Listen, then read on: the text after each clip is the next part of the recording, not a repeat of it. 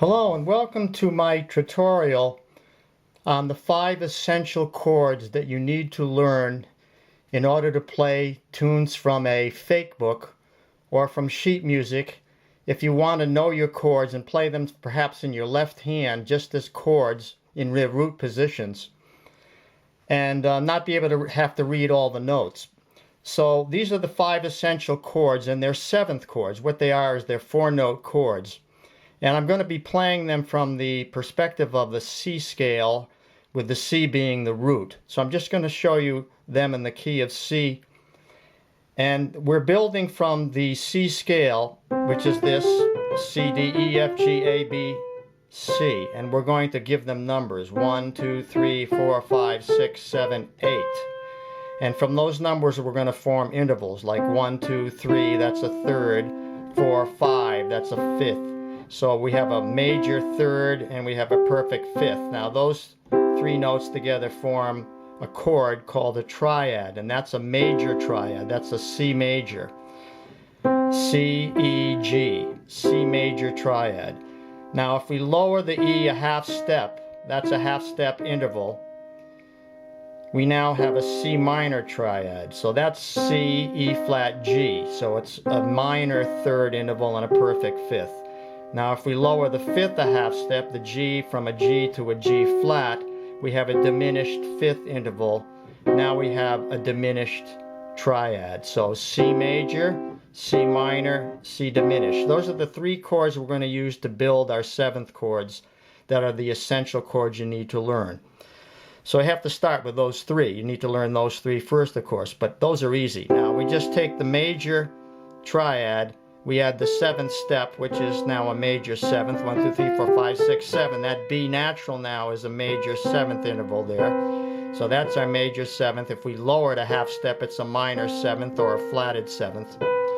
But if we add that major 7th to the major triad, now we have the major 7th chord. That's a C major 7. That's our first chord we need to learn. And you can just build it like that from the root up. And you can use the left hand, same thing, root 3, 5, 7. So now, the next chord is a dominant 7th, and we get that by lowering that 7th a half step. So B moves to B flat. So we have C, E, G, B flat, root, major third, perfect fifth, minor 7th interval, or flatted 7th. That's our dominant 7th. Next chord would be a minor 7th. We lower the third a half step. So we have the minor triad now with that flatted 7th in there. That's the minor 7th chord. So we're reviewing major 7, dominant 7, minor 7. You're going to drill these in this order. And those are the 3 most important chords: the major 7, the dominant 7th, and the minor 7. Most songs are going to be using those 3 chords. Those are the most common chords you're going to see in most songs. But not just C. They're going to be in other keys. You're going to see C major 7, maybe moving to F major 7, then moving to E minor 7, and then to D minor 7 to form a progression. But you're going to learn these chords in the key of C first, and then move and learn them in other keys. So C major 7, C dominant 7, C minor 7. Now the 4th chord, we lower the 5th, so we have a diminished triad with that flatted 7th or minor 7th interval. Now that's called the minor 7 flat 5, also called the half diminished 7th.